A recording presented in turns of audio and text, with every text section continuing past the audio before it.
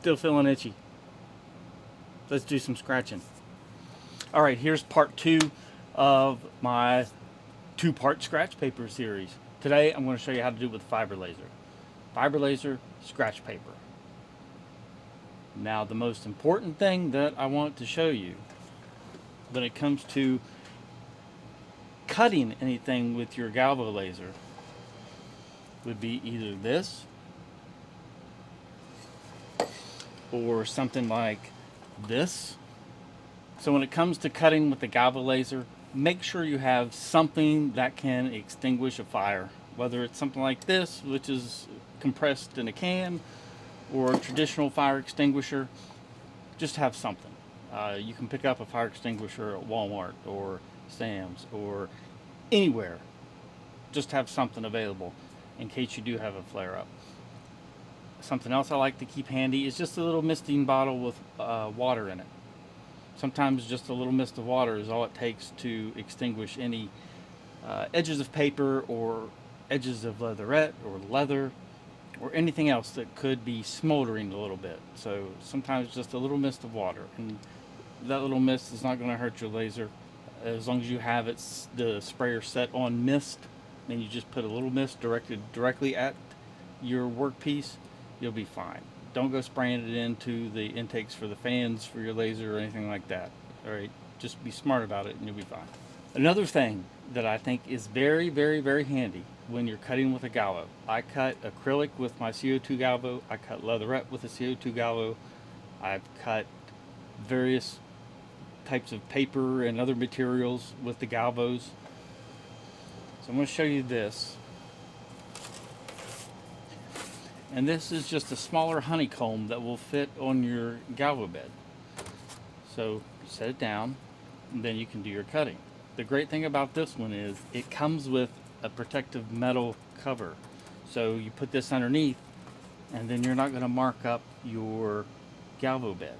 So it'll stay looking nice and neat, and you can abuse the heck out of this little honeycomb.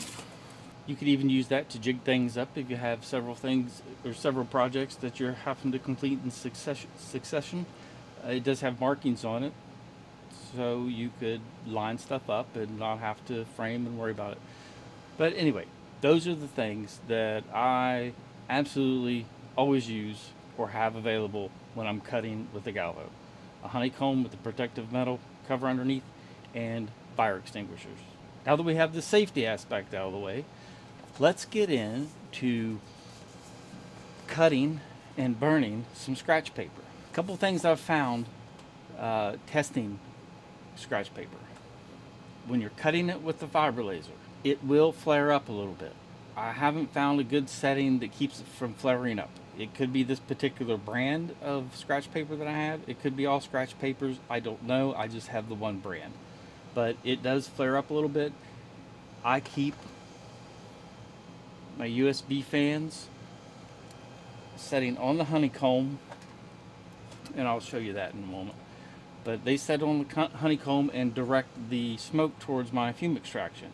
That also tends to take care of any flare-ups. And it's kind of like a flame that runs around where the laser is, just like when I'm cutting leatherette. So I don't worry about it unless I start to see smoke. Once you start to see a lot of smoke coming from one particular spot, then you know it's smoldering and you need to address it. Again, just pay attention. Don't leave your laser while you're trying to cut paper, please. Another thing when cutting the scratch paper, it could be just the paper I have, but the line from the laser always has some of the black coating that is removed right around the line. So you're going to want to cut it with a curve. I've been using about 0.2 millimeters, and that puts a nice distance between the cut and then what's engraved. But you'll just have to experiment with that and find out what works best for you. I'll give you my settings, that way you have a place to start and then you can work from there. And if you find a better setting for cutting scratch paper or a particular brand that may cut better than the one I have, please let me know in the comments. I'd love to hear it.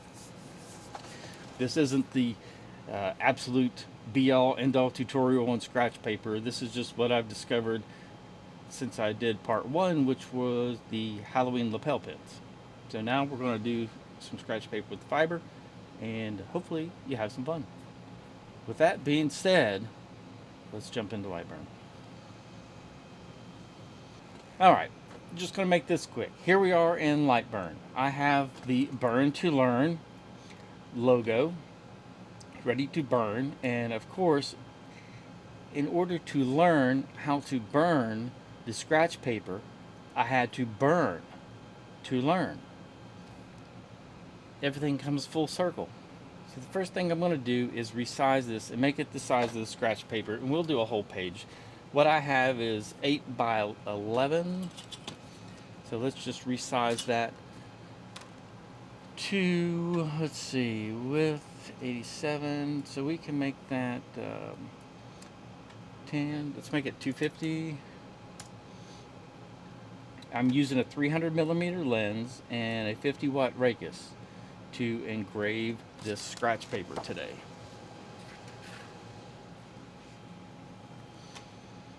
What I have found to be the best setting so far for engraving, and I say so far because this is just my initial setting that works and gives me a good result. So this is my place to start, and it can be your place to start. So with the 300 lens and 50 watt source, I'm running a speed of 5,000, power of 80.5, frequency of 100. Bidirectional fill, line interval is 0.042. I'm starting at a scan angle of 45. I'm running 2 passes, and my angle increases at 97 degrees. And of course, auto rotate is turned on. Doesn't matter what your angle increment is, as long as it's an odd number. You just want it to be an odd number. Don't use crosshatch. Just run 2 passes with an odd angle. You end up with better results on all your engravings, unless you're wanting to use those angles for design elements. In that case, don't listen to what I just said. For my cut layer, what I've found, I've experimented with a wobble, without wobble, and this is what I've decided on. If I run a speed of 20, power of 95, and a frequency of 100 with this radius, I can cut it in 1 pass, generally, and I run the 0.1 curve. Sometimes I run it at 0.2, so 0.1 to 0.2, depending. But that's it. 1 pass, and hopefully it cuts. So we're going to find out. So let's go to the laser. Alright, now we're at the laser. Here are the USB fans I was talking about. These are plugged in with 1 cord. They're a pair. I'll leave a link in the description for some examples if you don't have USB fans and you want to pick one up. But these blow across the laser bed, or across the honeycomb, across the scratch paper, into the fume extraction, which is located back there. I would normally use my air assist hooked up to my air compressor. However, it will blow the scratch paper right off of the honeycomb, so I don't want to do that. So these USB fans on low are perfect for this job. They do this task great, especially when cutting, whether it's on the CO2 and I'm cutting acrylic or leatherette, or on the fiber cutting this paper. It works great, and it keeps the flare-ups to a minimum. So first thing I want to do is frame this, make sure that we are going to hit our scratch paper. I'm going to turn on the laser source, and the fan will get a little bit louder. And I do need to move that down.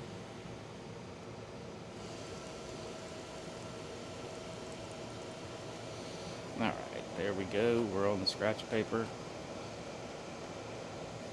We're good to go. I'm going to hit start.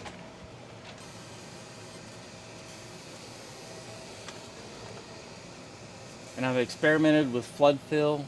Flood fill does a great job at setting the paper on fire. So if you're going to use flood fill, reduce your power as much as you can.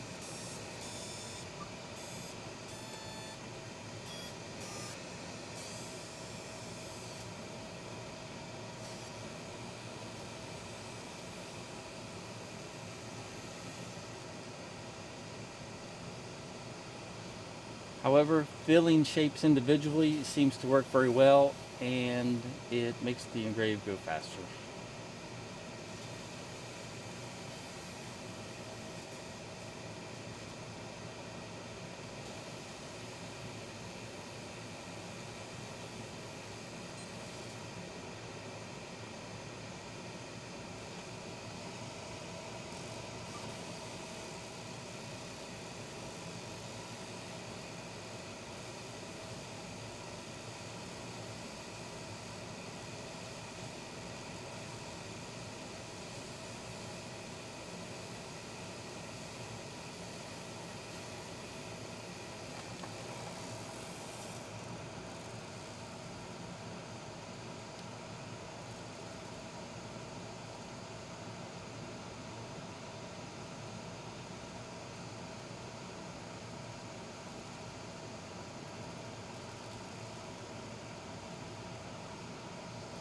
And now you can see the fume extraction back there in the back.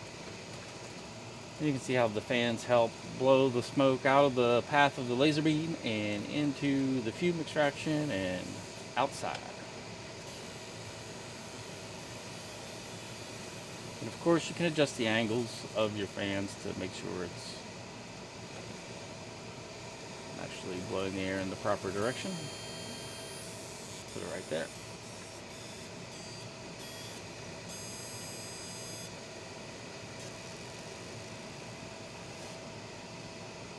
And if you have any questions on what products I'm using for my fume extraction, there is a link to my Amazon store, and I have a whole section called fume extraction you can check out.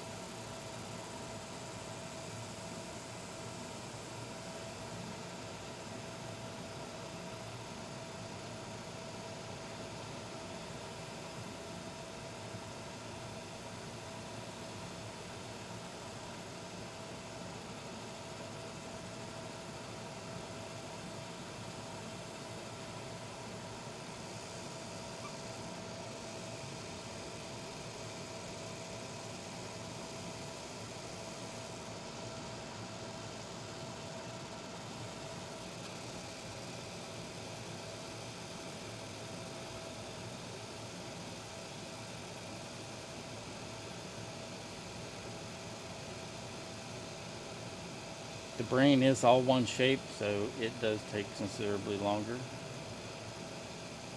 has to cross all that white space.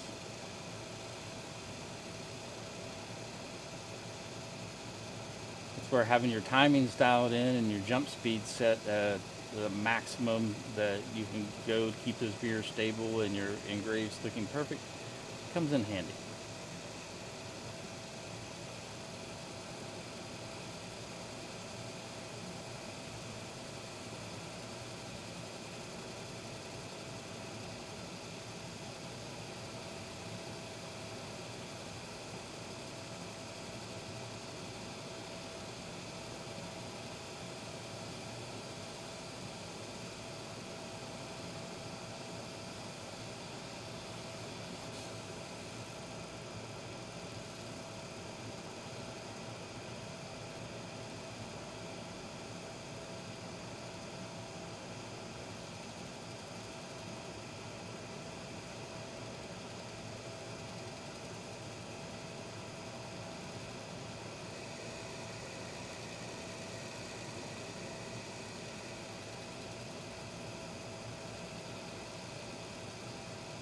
And you can see with the second pass, those collars really start to pop as it just removes the last little bit of that black coating off of that plastic underlay that's underneath.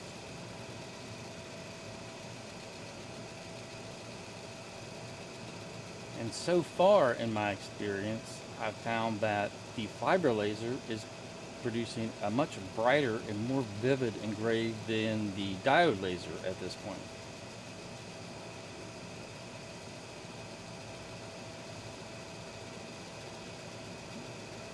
However, the diode laser is much easier to dial in to cut the scratch paper.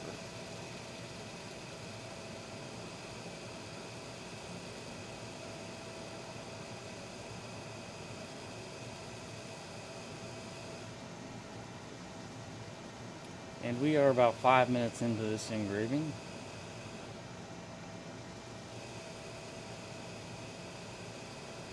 We're almost done. Then we're going to start the cut, and I'll make sure my fire extinguisher is handy in case something goes wrong.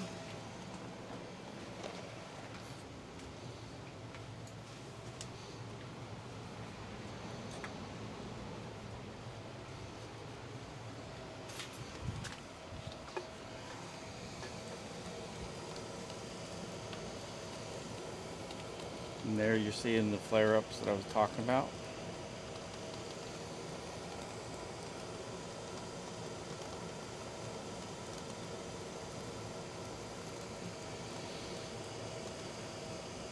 Water. What you don't want to do is accidentally confuse your bottle of water with your spray bottle of alcohol if you happen to have a 3D printer and use that for cleaning your printer beds. That would not be good.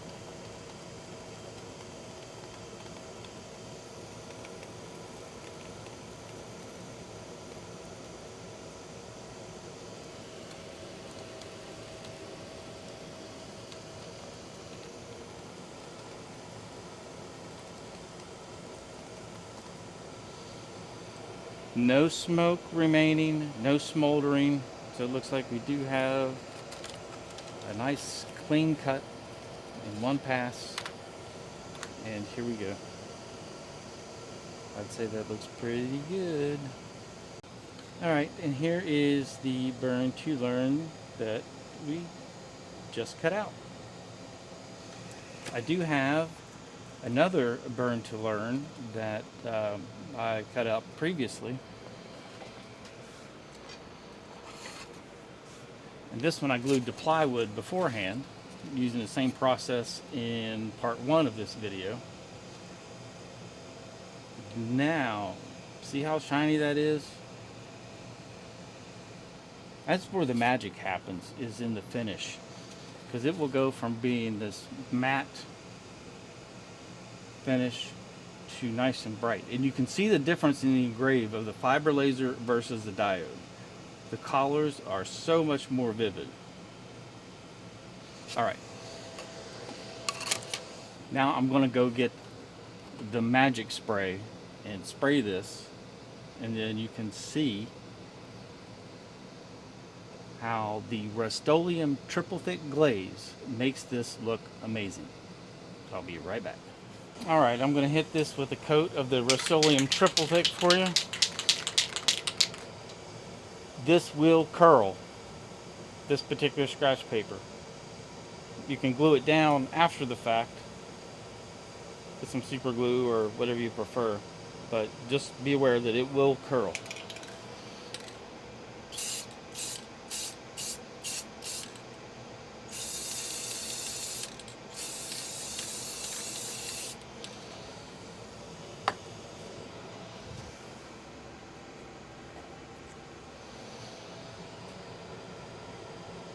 As you can see that it instantly darkens up, gets nice and shiny, and those collars start to pop.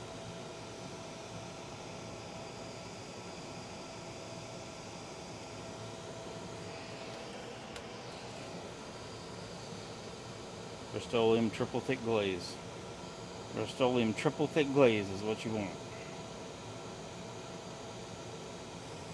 Okay, I do want to show you, this is a project I did for my other channel that I'm part of with Hobo with Wood and Rich, LA Hobby Guy. So this will be featured on the live stream this coming Saturday at 9 p.m. But this is the scratch paper coated with the Rust-Oleum triple thick, and you can see how nice and shiny that is. Nice deep black. Collars are popping. And for this project, it did curl up, but it didn't matter. I super glued it to some cardboard and then super glued a little hanger on the back. Just for a nice simple project that looks great. So that is all I have for today. If you have any questions, please leave them in the comments. So that is all I have for today. I hope you learned something, and if I screwed something up, let me know that in the comments too. But anyway, thanks for watching. I appreciate it. Have a good day.